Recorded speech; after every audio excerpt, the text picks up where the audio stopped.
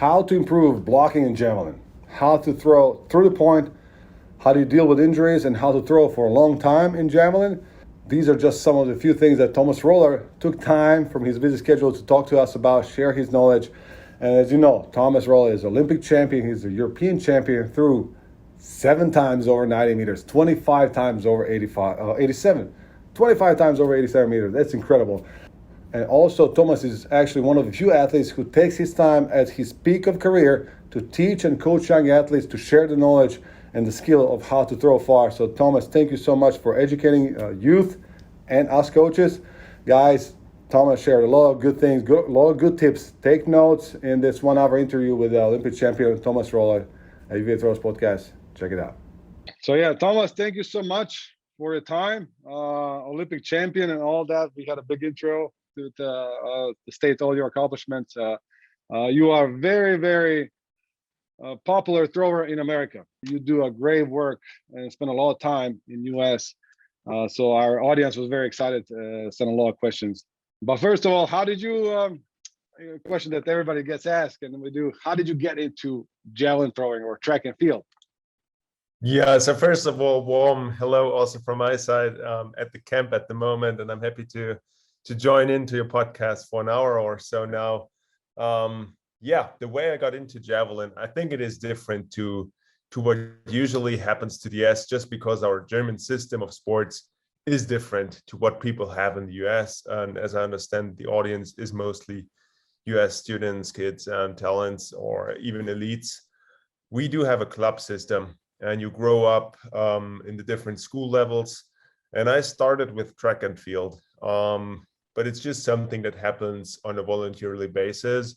So this is whatever, you take 2 or 3 times a week, you're in this club and you just enjoy the sport. And this happened to me. I was trying the arts, I tried music, and I also tried track and field. And I got stuck in track and field. So this is what I loved. And often people ask me if I ever played any other sport, any team sport, and I always have to say, no, I didn't actually. I think one more important part of the whole javelin story is that I was this active kid that loved to throw everything. My parents always telling the stories when there was a stone or something, when we had the vacation by the shore or we were climbing, hiking, there always had to be a lake or something to make me happy, just so I found a stone that I can throw. That's kind of a story from my childhood.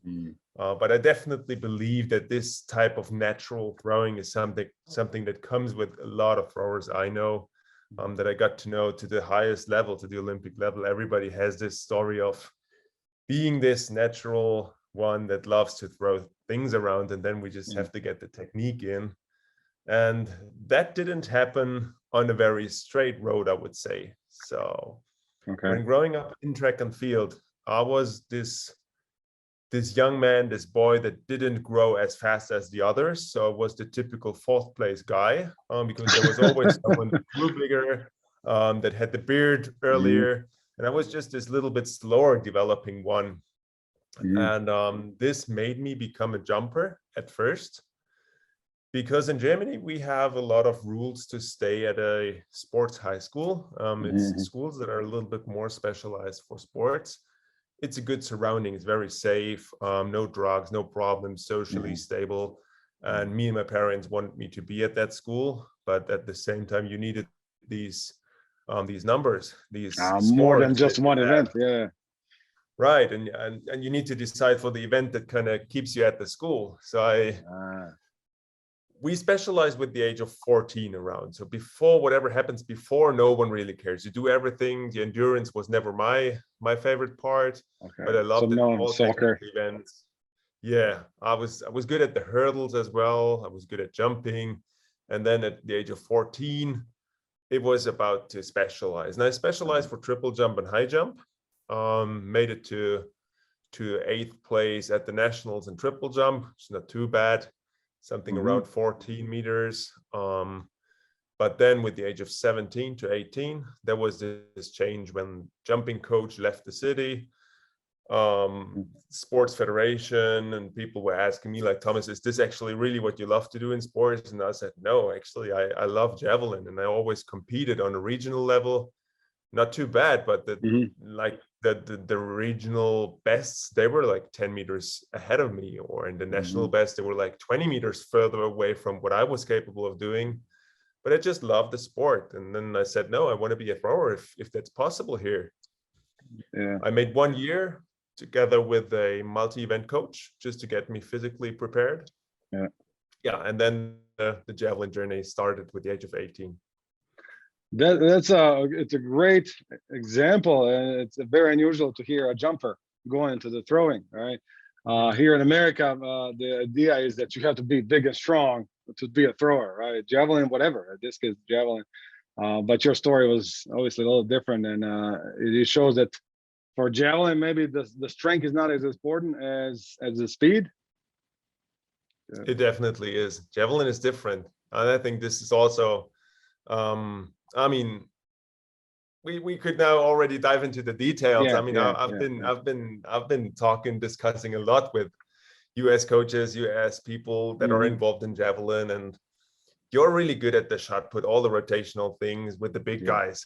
The problem is the javelin is it's simply different. If you have a look at the world best results, let's take the best 15 all time with the new javelin. There's literally no one over 110 kilogram. There's no one 2 meters and 10 tall or something. It's very athletic, normal guys from the street that are actually super talented, super athletic. But there's not this super huge guy. Of course, Vetter looks different to me. Hoffman looks different to me. Vasily, again, something different. And now you have Niraj. This kid that runs fast, and just boom, there's the javelin flying far. And I think people need to understand that the event is just throwing it's very light. If you take someone at a public event or something, they're like, hey, can I grab a javelin? You hand it out. You're always like, oh, I didn't expect it to be that light. And I think this is what also people within the system, within track and field, or within the throws need to understand, that the javelin, the length is the problem, but not the weight. No, and that's a great point, because that's the first obstacle that people get in high school here, thinking about javelin, thinking about throwing. Like, I have to be a big girl, I have to be a big guy to throw, but it's always proving to be not the case. You have to, and also it's very encouraging to have a story about a jumper. And we had a couple in our universities, a couple of jumper sprinters. They just couldn't do as well in sprinting and got that speed into throwing. We had a young lady, hammer thrower. She came from sprinting. In 3 years, she threw 63 meters in hammer. All right, and that's a U.S. system. You only have 4 years, but it shows you that if track and field is your thing, and you're not as good jumper or sprinter, throwing might be the place to go. Now, do you think that the speed of difference with strength arm, does have to do with it, or you just have to be strong? Because, like I said, looking at you or looking at you at Vetter, right? The different body types, still 94 plus meters, right? 94, you almost threw. Javelin happens from the ground up, and this is what we need to know. So the basis we all have to produce any force in track and field, whatever it is, jumper, runner, hurdle, even endurance, all the forces we have come from the ground. And also at the throws, we need to get the force from the ground up. We have the saying that 80% of distance comes from everything below chest. And there's this 20% more that you kind of need to you just have to kind of tunnel it to really focus it. And this is why you need the area of arms and chest. This is just for targeting, and of course a little bit of distance, but usually people with the fast arm, they think they can throw far just using their arm, but it doesn't work. At the end, there's, I think, up to 70 meters you can throw with an arm. That's something that I truly believe. I've seen people do that. Usually they get injured really fast doing that for too long.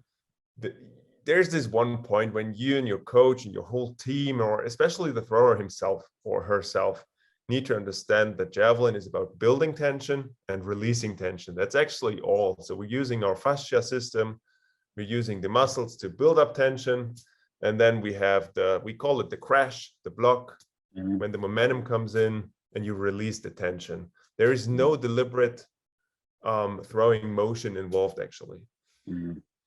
It's great. It's great that you explained that again, because the perception is you got to be strong. And now we have Johannes doing great things for the sport, but people look at it like, oh, I have to be that strong, right?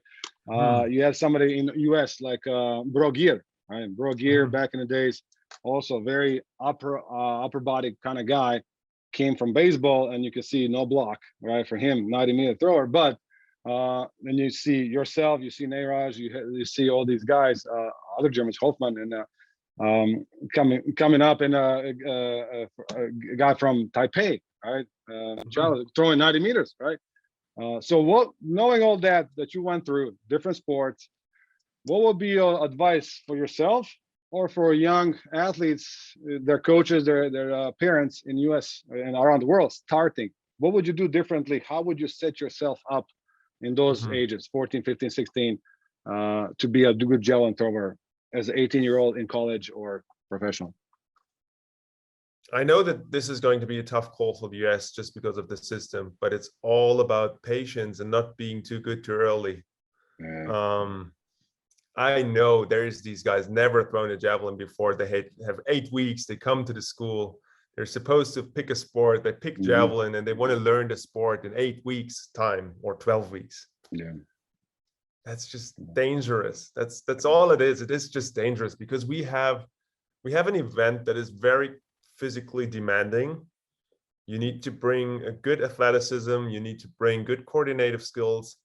The good thing is that you guys play a lot of different sports, so the coordinative part is usually not the issue. This is what we have in Germany. Young kids, the coordination level gets so worse. It's like very poor level that we get from the schools. So here at the clubs and in the elite groups, we need to build all the coordination aspects. Just to make them survive. At the end, it's only the person winning a competition that shows up at the competition. If you're the guy injured, you won't win the competition. I was in this before, but we are playing. I mean, we are playing on a 94-meter plus range. We're not talking about making a school team or something. So this is just something that is hard to compare. But what I want to say is really taking time, understanding the sport, getting the knowledge in. It's important for javelin. You have to understand, why is the javelin flying? What does it make fly far? And what does it take to be a good javelin athlete? Watching the videos, understanding techniques, spending hours and hours on grass, executing 50%, 60% intensity throws.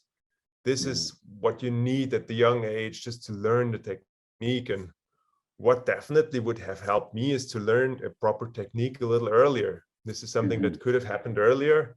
I was just not in the right training group to do so.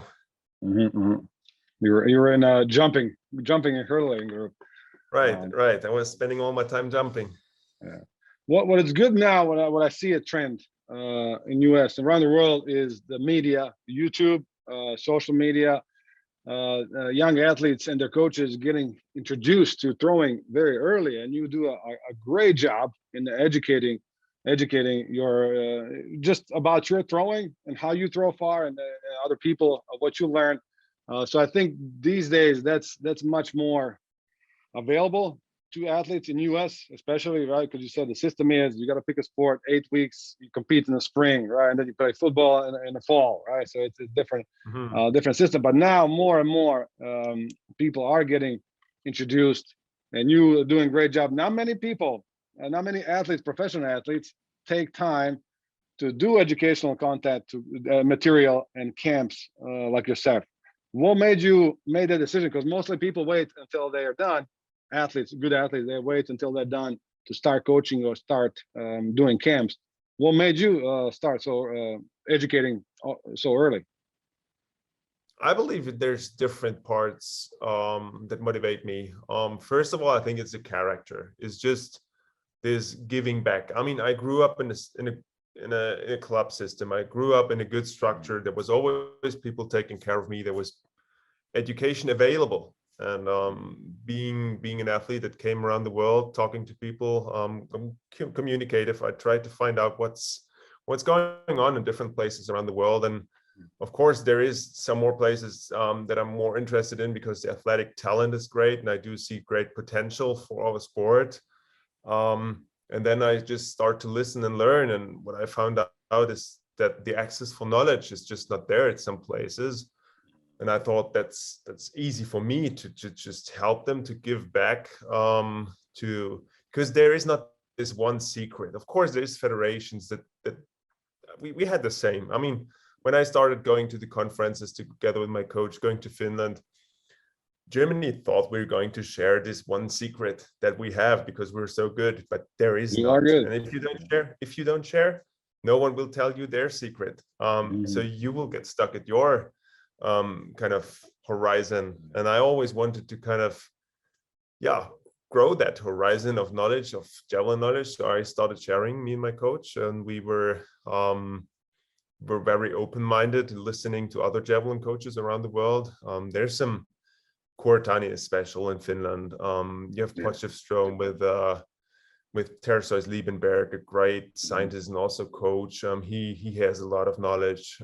Klaus Bortonitz, for example. And if you just start the exchange, you find out that there's so much more to learn. So it was also something that made me a better thrower. But yet, at the end of the day, I love sharing. I love helping others, just because it's not about me anymore. I won the Olympics. I'm happy. Everything that happens now is just because of joy. I mean, I kept throwing because I love the sport, not because I need to show anybody that I'm great throwing a javelin. No, it's just for me because I love it. And I want to have that footprint that people, at the end, they should remember that there was this Thomas Röhler helping the whole sport, not just himself. And this is what I'm trying to do. And this is why I'm trying to respond to messages and talking to people like you at the moment. Just helping the sport. And I think that's why you are so popular in social media in America and around the world, because you are so open to share your knowledge, to help young men and women.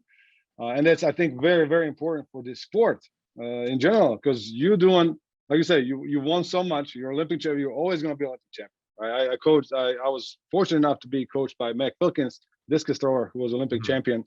And he said, he was doing those things. He had a little camp in Oregon, Portland, Oregon. He was recruited by many big schools, Stanford, to work there. He's like, "No, Martin, my calling is to work with these young men and women, high school.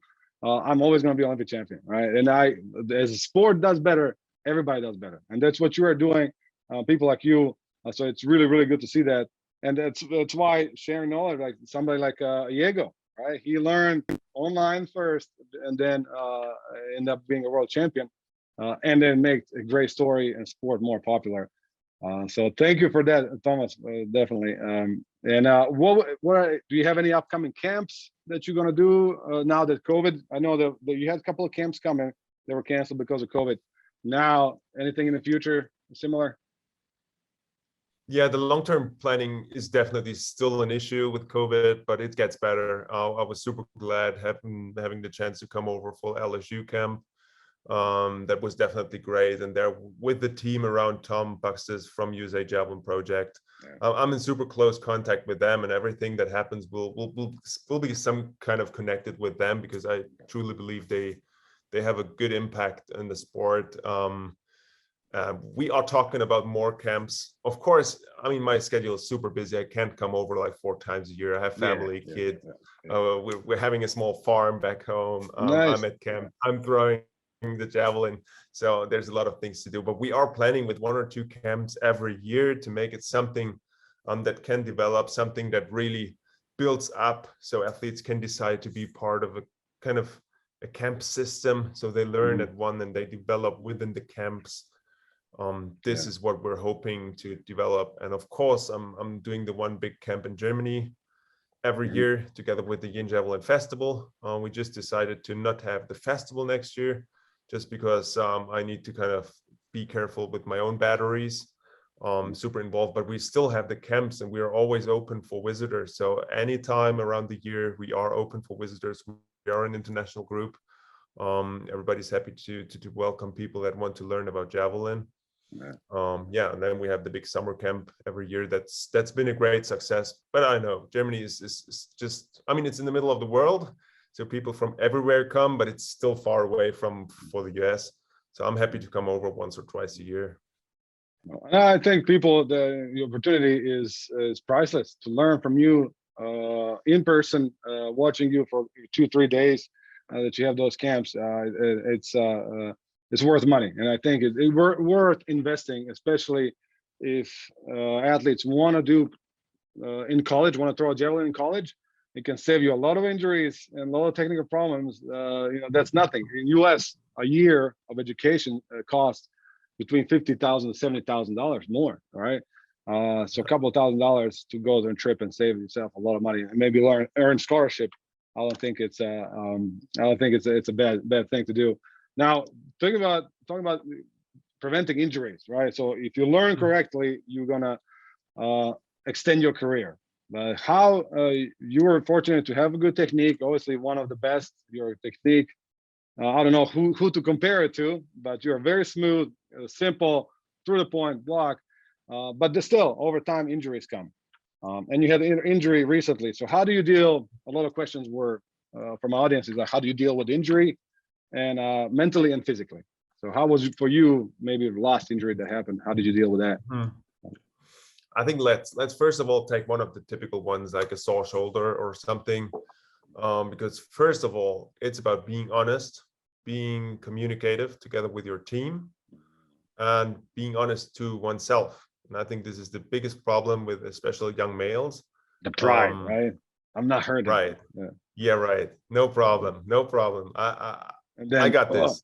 Yeah. And then there's this one day when your body will definitely tell you the truth, and then you show up at a doctor's office and they stop you from throwing. And then it is already too late. So injuries are about the small signs, but being able or making oneself able to have a good feeling for your own body takes time. So you need to get the exercises in uneven surfaces, working blind, working with noise, working in the rain, in the wind. All those small changes, they help you to get to know your body better. And the body is actually going to tell you if you need more sleep, if you need a day rest, if you're good enough one day, your body is actually the best training plan you have, because it tells you what it needs to get better and it tells you when it's time to stop. I think developing that skill is the one and first and foremost thing preventing injury.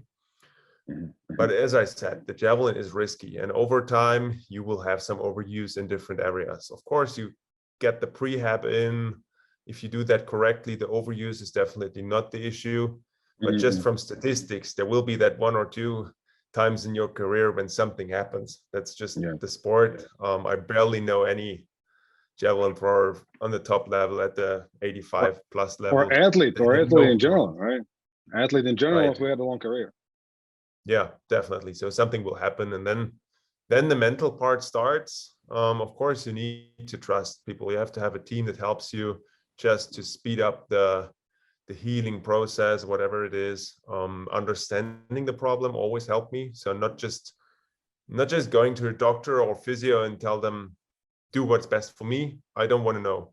I always wanted to know what exactly is wrong with my body, to see what I can still do in training.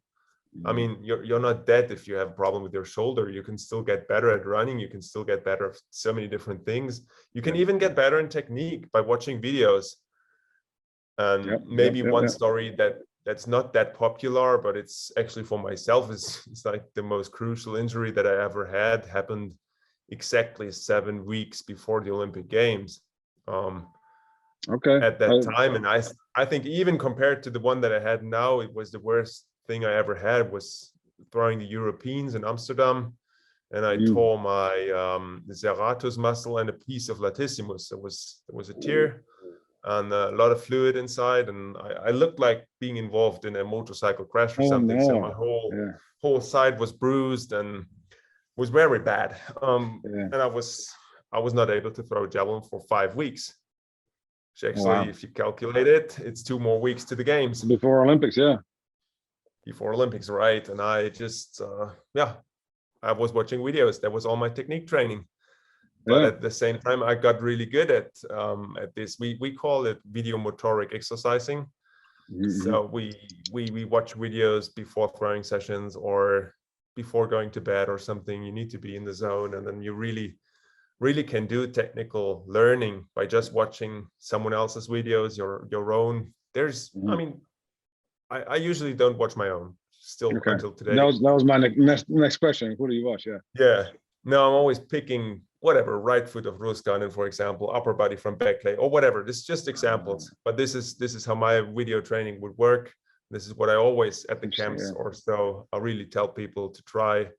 Usually it helps. You just need to learn to really be in this video, to really feel what happens. And you have to be a little experienced in the sport. I mean, if you don't know about the technique, it's tough to really feel what the guy is doing on the video you see there. But once you have 2 years experience, it's already helping you. And then there's the mental part. You don't have, I mean, if you lose confidence, that's bad.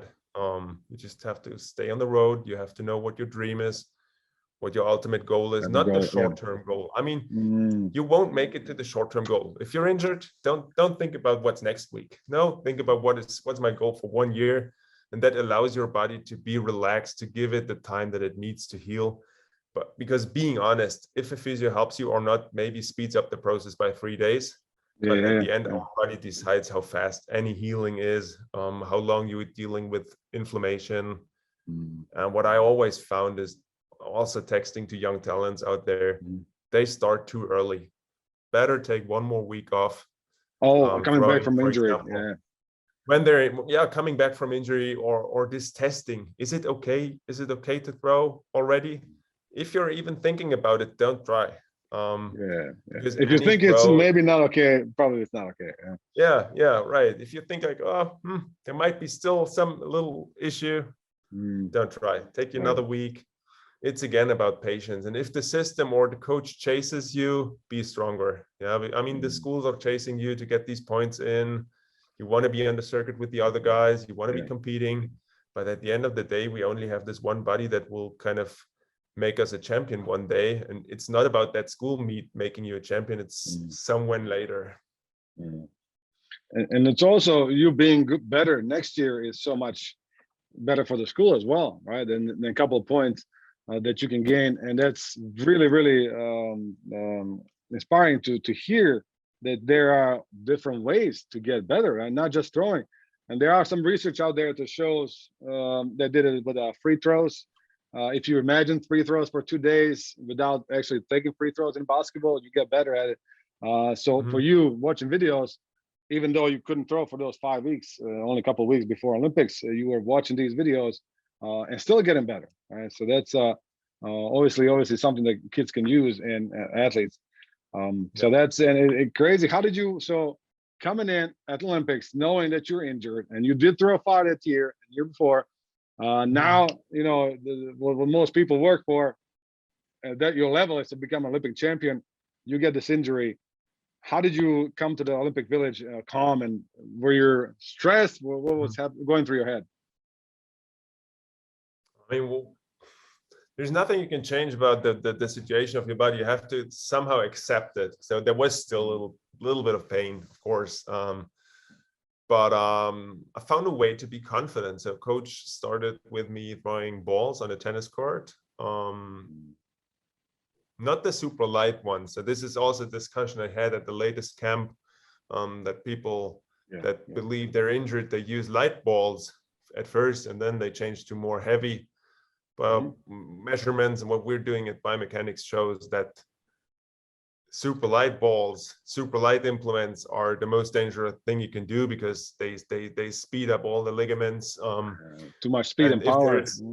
If there's scar tissue that you probably have, if there's something, interesting, it's just not able to react super fast. So we start with the heavier balls. So we brought some heavier balls, 1.5, 1.2, 1 kilo. We started nice and easy, all the basics, and I found confidence again quickly.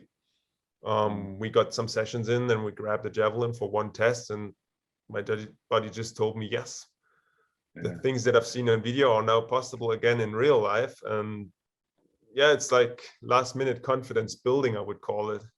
Yeah. I mean, and then you build up so much work years before that. And it came down at the right time. It was great watching the Olympic Games. You almost threw Olympic record, right? Just a little short Olympic record, 90 meters at Olympics. That was incredible. And how happy were you after that? Was it all that you thought about it was going to be, or? Well, my number one dream was always being at the Olympics once.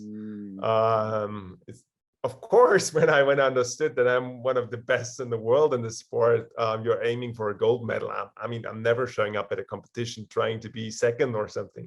Yeah. I think this is the case for most athletes out there.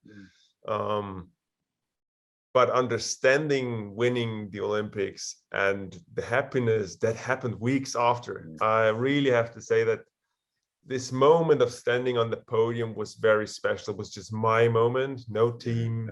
Maybe my coach was on my mind, but no one else actually. Maybe family, the smallest circle. But then coming home, I understood how many people around me were happy for me, and kind of they felt joy because I was throwing the javelin far. And that really made something with me. It's like a super humble moment when the city comes up to welcome you and all these things. That's special. That's so worth it working for. Well, and what's again, go back to the work that you do. Again, there's a lot of Olympic champions out there, but not many as are taking time to give back to the sport. And it's so great, again, Thomas, to see that you are doing that, sharing that path and knowledge and struggles, right? So you're Olympic champion, you're going in for your second Olympics and you get injured, right? So it's not all rainbows and sunshine after that, right? You still have struggles, right? So and it's great to see your journey. And how long do you think do you want to compete? You did so much already. How what's your next 2, 3, 4 year plan? I'm planning definitely with Paris 2024. So this is this is for sure if nothing happens. And this is also the reason why we took 2020. I mean, 2020, no one's have seen me on the international level. You haven't competed, I became father. COVID came up. The game's been postponed, and I mean, there's this little bit of something that every javelin thrower has, and we just thought it's the perfect year to take off from competing, not working out, and it was great training year. Really good form, building up for 2021 games. And then there was this morning when my buddy decided to say no. This is just what happens in sport. I mean, you have to be prepared for that as well. I think no one should believe being a top athlete, being the one never injured. So I was mentally okay. Of course, it wasn't fun. I mean, you prepare so long, you deliberately take a whole season off to prepare the games. And then your back snaps. So that's not fun, of course. But I knew that there is something more to come after that. We had the plan in 2020 to definitely compete longer than 2024. So it just made sense to not destroy myself completely for 2021, even knowing that it's almost impossible to win the games just with this short period of time preparing and still the edges and pain and things. So it was actually the right decision. Sitting here at a camp preparing a new year, I definitely know that it was the right decision because I'm back to how javelin throwing should feel in the years 16, 17, 18. Actually my best years. And I was also not sure if I will ever remember the feelings, if it will all come back, because those back injuries, that someone that has been into something like that, you lose coordination, you lose the feeling, you lose the timing, and this is crucial for our sport. But it came back, and now again, throwing 80 meters on grass, just a fun thing to do, and it's good building up again. So Wow. yeah, this is where in my situation I'm in now, and as you see, I'm pretty okay talking about that because it's just part of the game. It's great to hear that not to hear that you got injured, but it's great to hear how getting injured and then you have to come back. Like there are steps you have to do. It's just part of the sport. It's part of the life. All right, like you said, the injuries will come. It's not how you it's how you react to it. Like take your time. A lot of it, like you said, young men and women, they come too early to come back. But it's also a lesson for life. Whatever you do, you know, building a house, working at work, having a family, right? Like you need to have a plan down the road. And you being Olympic champion, defending Olympic champion, you said no, I will pass on this. I'm going to get ready for another Olympics, another opportunity. I have to listen to my body. So that's a great lesson. A long term, I think that's what's missing in today's youth, with not just social media, but just the way the life is so quick. People want quick results, want constant, instant gratification, but actually the success comes from those small things and long term. Before I ask you, I won't take you too long on time. Before I ask you a little bit of technique, because I am a new father as well. How was that for you, like with not having a baby, not sleeping, and being an athlete? How was that? Well, it's hard to compare it to anything else in life. It's just a new situation, a great situation, makes you happy coming back from training. Of course, you have there's just one more new task in life. You have to take care and you have to be there, and you want to help your wife, and you want to, of course, it's a new job. You need more time, and you have a little less time for training at first. But now we're back to having a super solid situation. Sleeping more. Sleeping works well. Yeah, sleeping works. I mean, that was never a huge issue. Super lucky having my partner. She's doing a huge job, and we all male athletes having babies should be just extremely thankful. There's this person back home taking care of so many things. I mean, it's not enjoying life being an athlete. It's a job, of course. It's also hard. But I mean, I'm sitting here in Turkey at a camp, and she's taking care of the house, family, kid, and everything. So I think at this point, we just need to be super thankful for our family, our closest support team, I call it. But having a baby is fun. I mean, he's great, growing up so fast, 1.5 years now already. So that all happens very, very fast, especially these crazy days. Everything seems to be running with the COVID and now the worldwide situation. That's not easy. That's another issue to talk about. But no, it's great. It's great coming back from training and having your kids standing at the door, waving, saying hello. It makes it worthwhile. Definitely. But I'm sure he's going to be very happy to see his dad going through all these things, working hard down the road. When it comes to technique, we got a lot of questions about technique. We'll keep it to some basics, and then there's a lot of videos of you explaining, going into details about some positions. When it comes to throwing, the block obviously very important. A lot of Americans struggle with the block, and I think maybe because baseball is so prevalent. And in baseball you do have to block, but it's a different movement, right? When it comes to that, how did you learn how to block so well? And you and Vetter are always a little different, but German style of blocking is incredible. So what do you think about how do you learn to block like that? Yeah, I think the European way of blocking there is some really good blockers, the top blockers, we call them. Okay. But there is athletes, and I want to start with that. There is athletes, and you have, you have the most prominent one, Brooke Greer, for example. There's Vesely. There's even Weber for Team Germany. There's a lot of athletes that threw really, really far without having a straight knee, good block in their whole career. But of course, like the typical, the best, the most safe one is the straight knee, is the straight block. It's tough to teach. It's something that needs to come natural from building up the correct rhythm. I'm always telling people, knees up in the run up, a proper hip position, turning that for right-handed thrower, turning that left hip, well, just a tiny bit more into throwing direction. to close the left side a little better. Something that helps with the block, it sounds crazy, but it is a good left arm. A nice and upright blocking arm. That's also a typical thing for baseball taught talents. They pull from the left, they pull it hardly downwards. And the sad story is that there's still people in javelin community at your side of the ocean that really teach to open the left side. But here, like every European out there, we are all just shaking our heads and not knowing what's going on, because it's not helping you. If you talk about the impulse, if you talk about the physics, you need to have the left side block. Otherwise, you won't transfer energy from the ground up. You will always get stuck at 80 meters, but you won't get further because you don't get that energy from the ground into your throwing arm, actually. So this is why you need the block on the ground and also the block up in the air from the left side, just to have this kind of stand, this main stand, we call it, that you can get the impulse around.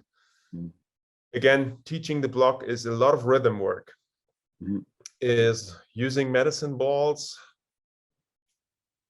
overhead, or even better, what we believe is shot put position, coming from a 5-step, 7-step, 9-step shot put position, and get these athletes to really punch the ball straight into the wall, not flying up, like parallel to the ground, straight your head level, straight head level, 5 kilo to 1 kilo, and really get them to learn to use the hip, because this is the next typical thing that happens usually. If you never really learn to block, you never really learn to know that. You never learned that there's the most energy in your right hip for every right-handed thrower. It's the most, I mean, it's the heaviest part of the body. Why not use it to throw far? So you really have to learn to involve the hip, and that only works if you learn to block. So that usually happens at the same time, at the same exercises, the same practice. That definitely should be one of the basic technical focuses for many throwers out there, because there's so much energy in this whole hip area. I'm so happy that you said that, and that's where it is, right? Coming from the ground, coming from the hips, and I'm sure you got this question asked many times as well, as I do coaching here. How do I increase the speed of my arm, right? For example, like, okay, well, it's not the arm that's an issue, right? Like you said, 80% comes from the ground. You go from the knee, hip, and then through the shoulder and arm. So that's and I do know that you spend a lot of time teaching that in your camps. So I encourage everybody listening to this to check that out and to learn throwing from the ground up. Now, what do you think about when you get on the runway? For you, and throwing so many years now, technically, when you start the run, what's your focus on right now? I know over time technique changes, or a technical thing that you're working on changes. Right now, what are some things that you are thinking about? Usually it doesn't change much. So for practice in training, it's a little more things. I can think about up to 3 things. Maybe staying a little close on the left hip, being a little more patient, and running away from the javelin is something super typical that my coach uses. It's just a phrase, but it helps me to be more patient, to wait for the throw to happen. And optical targeting is also a big thing for us. So we're using optical targets, even competing. As you said, I'm one of the ones that know how to hit the tip and to really make a javelin fly, to be super efficient. I have to be efficient. I'm not, as we found out, I'm not one of the super big guys. I cannot rely on this extra 2% of power, but I can get the same 2% from just being precise and making the javelin fly really nice, and not making it lose energy, maybe making it use its energy. So this is factors of javelin throwing that I sometimes myth with young throwers. They just hammer it. They go in the weight room. They get a little stronger. They think, oh, being stronger makes the javelin fly further. The bad thing is, it works for some years. I mean, those javelins. It gives you fails confidence, or it gives you fails results. It's not nice. I mean, if top athletes look at young competitions, there's not this. We call javelin a kind of art. It's a beautiful event. It's nice. But if you mess it up with power, it's not nice anymore. It's not efficient. It just gets dangerous. And even the best guys that are stronger, they're great technicians. They have very efficient flight. And I believe this is something that that should be focus point. So if we sum it up, what do I think about is long arm, closed hip, and eyes on the target. I think this is 3 things that are on average something that works. But when I'm competing, I only pick one of these things. Okay. At the meet. Okay. At the meet, And also very good thing to point out from you, to hear from you. Now with video, it's so much easier to learn better, but it's also much easier to focus on 15 things at the same time. Like, oh yeah, my arm, yeah, I'm pulling it. But look at my block, look at my hips, look at my head. All right, so focusing on 1 to 3 things at a time, you can focus on so many things. And I love the way you throw. When I teach my athletes, that throw 93, 90 was so smooth, so through the block, and all your throws. Not everybody throws like that. I trained with Bro Gear for 2 years. Our technique was a little different. And you see somebody talk about little things in javelin, how important they are. I remember watching Parvainen and Železny in 2001. The same strength, 70 meters, same strength, 91 meters, right? So, but being so consistent like you are, taking it a little more smooth, you can be a very good thrower like yourself, even though if you're not as strong as Vetter. But how strong are you? If we can, there's some of the things also people ask. I got 2 more questions, a couple more questions for you. The question, yeah. So, what are some of your strengths? Yeah, of course. First of all, I'll not give you any numbers because that gets the youth wrong. Yes. Okay, no, good. I found out we get the best results in coaching and the best results in kind of remote motivation of young javelin talents is not to tell them a standing throw distance, a jumping distance, a sprinting fast time. I mean, there is those old German books with those schedules. I'm sure you know about them. Yeah. If you're this strong, you throw this far. Right. If you lift that much, if you have 80 snatch, you will be able to throw 80 meters, things like that. But no, I give you a different story. I was snatching 75 kilo from the ground and I threw 83, 95 meters far. So this is the only number that I'm sharing at the moment, because that should again show people that it's not about this ultimate strength, not about strength. Throw really far. Of course we do max strength, but the thing is that me also getting older, we stopped having any testing days. So we're staying at a 3 repetition max. So we're usually not going into the classic 5-minute break, 1 repetition, 5-minute break testing. We have maybe 1 repetition, breathe, turn around, back to the bar. So we get 2-3 reps. So this is how we kind of measure where I am at the testing and all these things. But we're using speed orientated strength training. We're using length orientated. There's these small sensors. They become a common thing, and we use them to measure what we believe is kind of really correlating to javelin throwing. When it's about acceleration patterns, when it's about speed patterns, even speed numbers. This is how we build up our strength training. It's really tough to really kind of draft that in a podcast or something that really works. We're still doing all the typical lifts. So I'm squatting. We stopped deadlifting, so we're just doing the high pull now, just to save the back a little better. But we have been deadlifting quite much. I do the snatches, bench just a little bit. So the benching is a super big discussion point for the whole javelin community. I know about that because of Torkelsen. Yeah, there is stories behind them.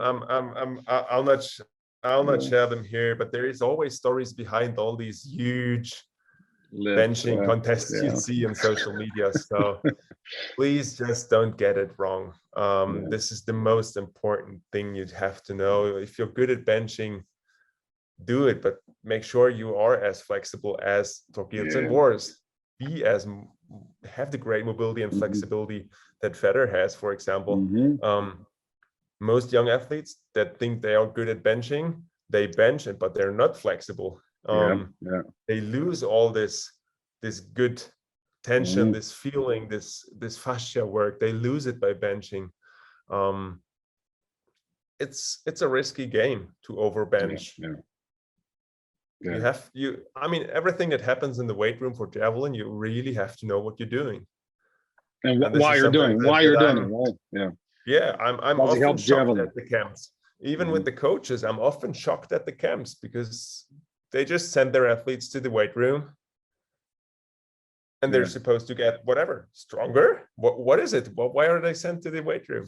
They sometimes really don't know it. The athletes, where should they don't? I mean, how do they know why they're at the weight room if the coach doesn't know? So once they are sent to the weight room, ask yourself, what am I supposed to do here? There's great opportunities to become a better thrower at the weight room, but you just have to pick the right things and be really clever about what you're doing, because we've seen many young athletes that just destroyed their whole career by just uneven programming, uneven balancing in the weekly schedules. It's just about when you're throwing, when you're lifting. It all needs to fit together. It's not that easy. Sometimes athletes think once I have a great technique, they can just be in the weight room, run a little, jump a little, and be javelin thrower. But it is about clever programming. That is a thing in javelin. It is definitely a thing. The rest, the weight room, the throwing, when, what, that is a big thing in javelin. Yeah. No, that's again, thank you for pointing that out and not getting straight on point. It's not important how strong I am, how strong you are. It's important to know what you're saying is why you were doing a lift and why is that going to help you throw far. And then to one point, like you mentioned, Torgerson, I do remember he had a gymnastic coach at one time, right? So he was doing a lot of gymnastics, a lot of stretching. So it's not just he bench press so many kilos, but why? If that's his strong suit, okay, I'm going to use it until it's into my benefit. After there's a point of reverse effect. What's your routine when it comes to warm up and keeping flexible, especially for so long? There has been throwers. I remember Ivanov back in the days threw a world record, 83 meters as a junior, right? Through 89 later on.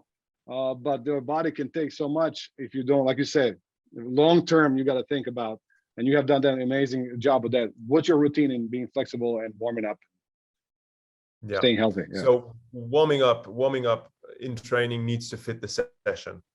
I am efficient, and you already understood I have a lot of more things to do than just training. So I'm not the person being at the gym for 3 hours. I'm super efficient. If it's lifting, I'm usually warming up with the bar. If it's throwing, I'm usually warming up with the javelin. I start with sticking throws. I jog to the javelin. I do the stretches in between.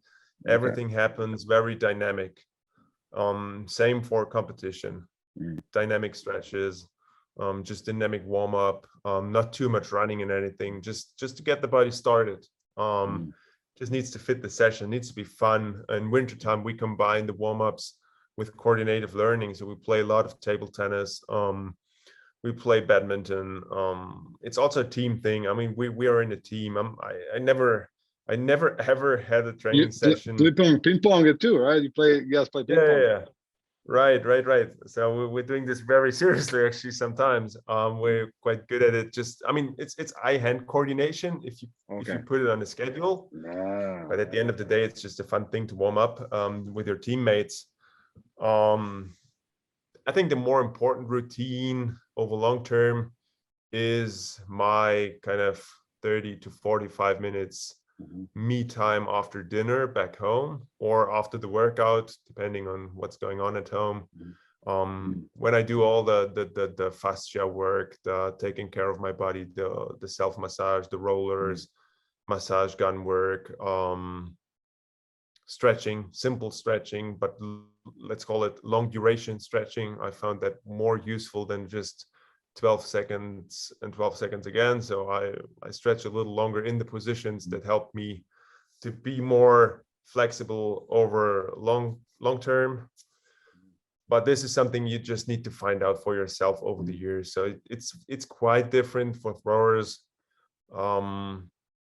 But all in all, most of them, they have their 20 to 30 minutes a day when they're really just taking care of the small things. Mm-hmm. And don't forget about the stability. You can't always mobilize. You should also be aware of stabilization. Mm-hmm. Is that why you do the rope, the standing on the rope, and those things? Mm-hmm. Yeah, because anything on the ground gets too easy over time. Nice. Yeah. Well, that's why you're as good as you are, because of those things. Thomas, we talked so much. Thank you. You mentioned and indicated how important it is to be very specific in training. Very important for young people these days, learning about sport. You again, through so much knowledge out there, you continue to do so. You are giving hope for those who are injured as well. Take your time rather than rushing into something. The javelin, like everything else, is a process, it's a long-term process. So thank you for sharing that with us. If you had to pick your perfect competition or your perfect technique that you had so far, or the best technique that I'm sure the perfect is, it's hard to pinpoint, but where, if young athletes want to go and coaches go and look at your video for a good example of good technique, what competition would you pick, or maybe 2 or 3? Or I mean, I definitely, I do have a favorite of myself, but also my technique changed over years. So the challenge for athletes and coaches would be to find out what changed over years and maybe understand the whys and whats around that. But my personal favorite is the 91 something that happened twice in Ostrava. okay. That's definitely my favorite, because the second 91 something, I think 9107 or something, using an orbit carbon javelin. That's actually from the body feelings, my PR throw, but I definitely really picked the wrong javelin at this competition, because the first 91 was the easiest ever I did over 90. Yeah. From body feelings, it's hard to see in the video, but from body feelings, you always know how much input you put into the throw. And I knew that this was not the 110% one. That was still one that was in comfort zone. And the second one was one that was very precise, a little out of comfort zone from the intensity, but I really picked the wrong javelin. You will see at the end how it kind of dipped.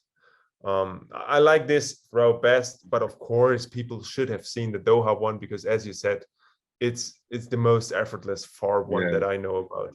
Yeah, it looks so smooth. But now, which javelin would you pick if you had to go back? Which one would you pick and why? You can take the computer game and just change it up now. Yeah. Yeah, I wasn't aware that the wind up there in this high area was that bad. So I believe any air glider, I should have just picked the same javelin from first round and do it again with the better throw. But sometimes you have the wrong, usually the feeling in your stomach is right, but at this competition was wrong. Well, these days it all changed a little. I'm still not 100% used to all the Valhallas, but they sail nice. Okay. They sail nice. So I think next season, or over the next years, you will also see me using the Valhallas more often. Even though I'm still a big fan of the Champion Carbon. Sure. We can talk so much about javelin, and we only got into it a little bit. I don't want to take too much of your time. Thomas, thank you so much. When do you open up? When will you open up? The plan is mid-May. Mid-May, yeah. So I'm planning with Diamond League season, the special ones. I mean, everybody around the circuit knows the javelin meets around the world, and this is where my international home is, and I just want to be back there. We are keeping fingers crossed. We're gonna link these throws on our social media and our website as well. Thank you so much for again teaching young women and men at your prime about this event and making it so much better, making the javelin world a better place. That's what you're doing. So thank you so much, and good luck with your training and your training camp. Great. Thank you.